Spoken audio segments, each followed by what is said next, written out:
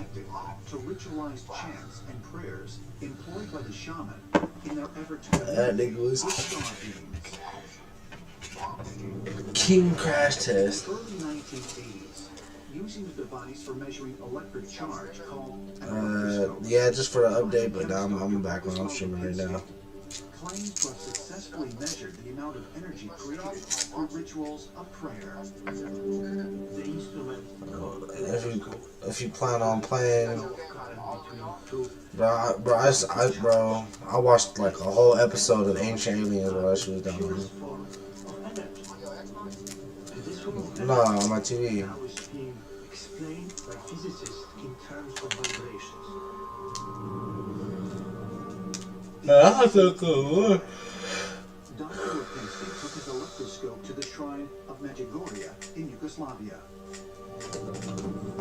Measure what, if any, energy is created by large-scale group prayer. For decades, thousands of people have gathered here, claiming to see an apparition of the Virgin Mary floating in the sky above.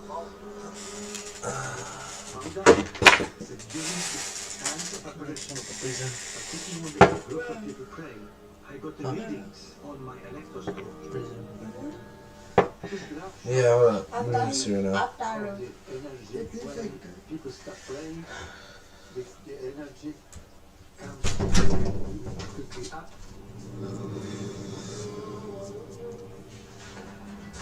Somewhat similar to Dr. Lipinski's contention that the ritual of prayer generates energy is a scientific concept called quantum entanglement. This theory supports the idea that human beings might be able to communicate telepathically. The idea of quantum entanglement is that a single particle can split and become two individual particles, and they still somehow retain a link between each other. They can communicate with each other.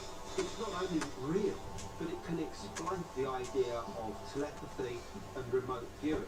And if we assume that extraterrestrials do exist, then it becomes the most obvious form of communication that we can use between us.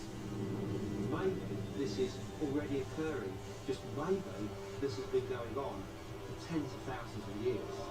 And this can easily be induced through the use of sound, tones and notes.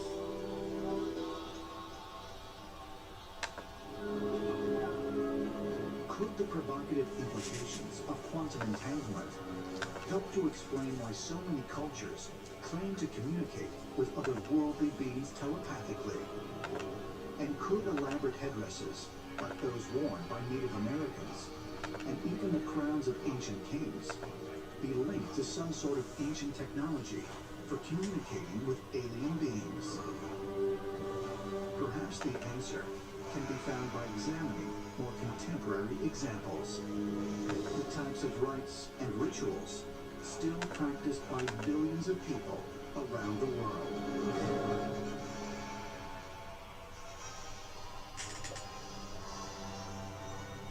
The Giza Plateau, May 26, 1954.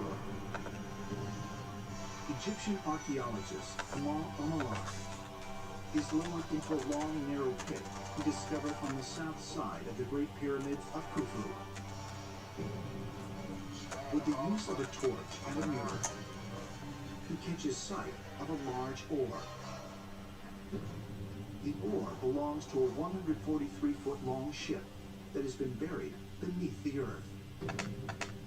The ship was constructed for King Khufu, the second pharaoh of the 4th dynasty, who reigned from around 2589 to 2566 BC, and is generally accepted as the builder of the Great Pyramid. It is what Egyptologists call a solar barge, a funerary boat that was built for the sole purpose of carrying him across the heavens. The significance of boats in the funerary context are intended as an prosperous pilgrimage to the city of Abydos. Abydos was the sacred city of Osiris, the god of the dead.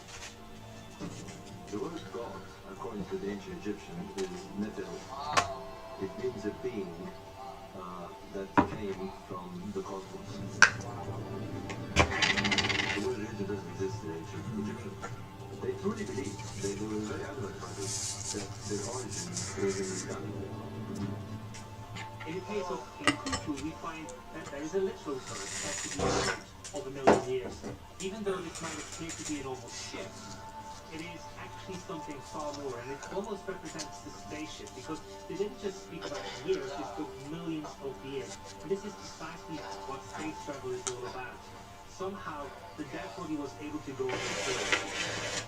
But could funerary boats, like the one found near the Giza pyramids, have been the early Egyptians' attempt to recreate an alien spacecraft?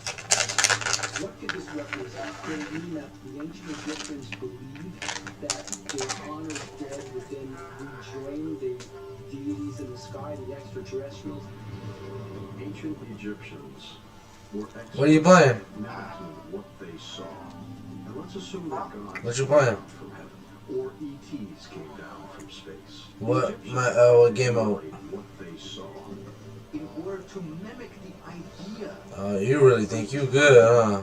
to the gods who have descended from the sky, funerary boats were created, and the idea of funerary boats came after the Egyptians encountered the heavenly barges which descended from the sky. As in most modern societies, funeral rituals are usually based upon the notion that the spirit moves on after the body dies.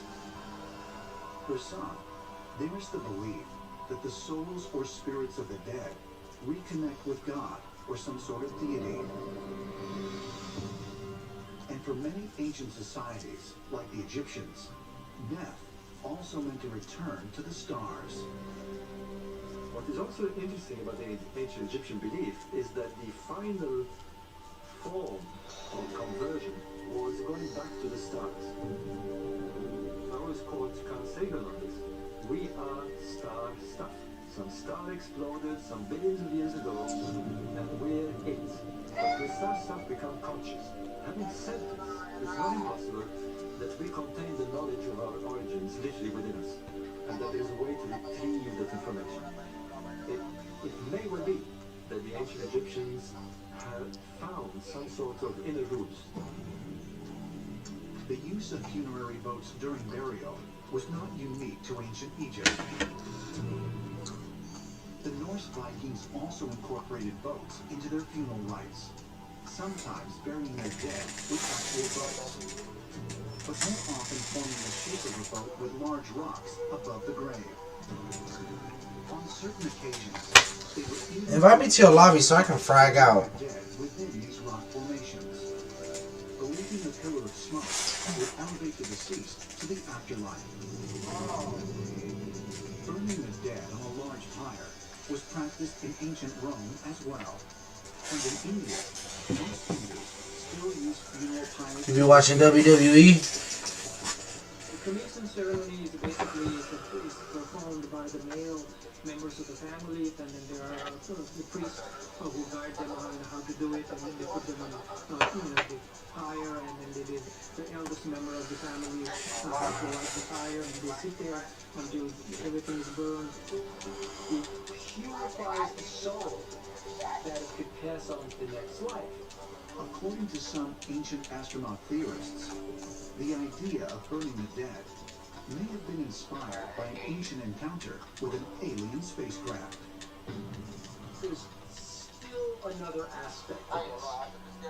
If we look at the Vedic texts and we read about the Brahmana, the ancient For craft sure. upon earth, these were crafted king in fire.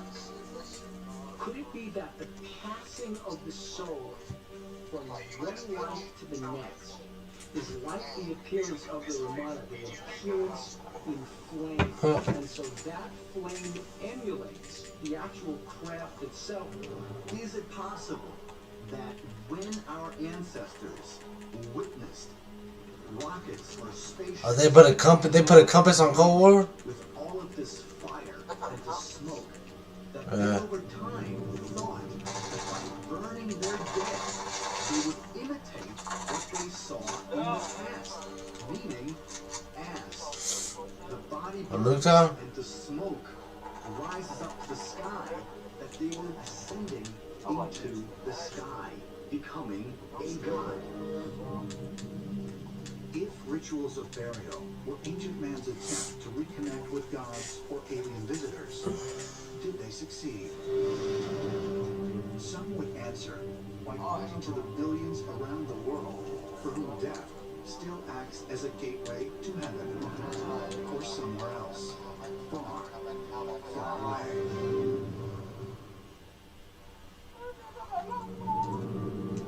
Vatican City, Italy. Pope Benedict XVI walks down the aisle in St. Peter's Basilica, carrying a golden crucifix. Upon reaching the altar, he lifts the third one, a metal vessel suspended from chains, in which incense is burned for purification. The Pope recites the Eucharist prayer, and then he and his congregation consume the consecrated bread and wine. They are, according to the most sacred laws of the Church, eating the actual body and blood of Jesus Christ.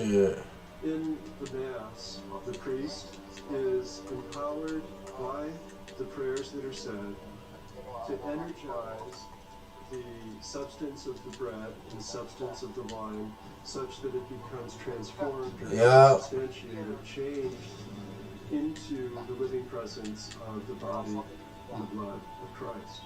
The Mass, the communion, the transubstantiation of eating the body of God allows us to ingest the divine energy. This is called mana, the magical energy.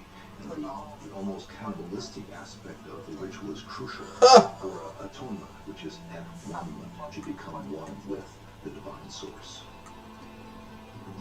In the New Testament, the second letter of Peter states that believers in this practice become partakers of the divine nature. They become united with God. The Roman Catholic Church adheres to this interpretation of communion so strongly that in the 16th century, the Council of Trent declared anyone who denied it subject to excommunication. And during the infamous Spanish Inquisition, non-believers were branded as heretics and were often burned at the stake. Or worse. But what does it mean to become one with the divinity? Most historians say the ritual of the Catholic Mass can be traced back to the Last Supper, when the act of Jesus serving bread and wine to his disciples during what was actually a Passover Seder created a powerful spiritual bond that must not be broken. But there are others who believe the Catholic Mass stems from a ritual practiced thousands of years earlier. Scholars have speculated that the Mass is actually inspired by Egyptian mythology and a similar ritual that was done for the god Osiris.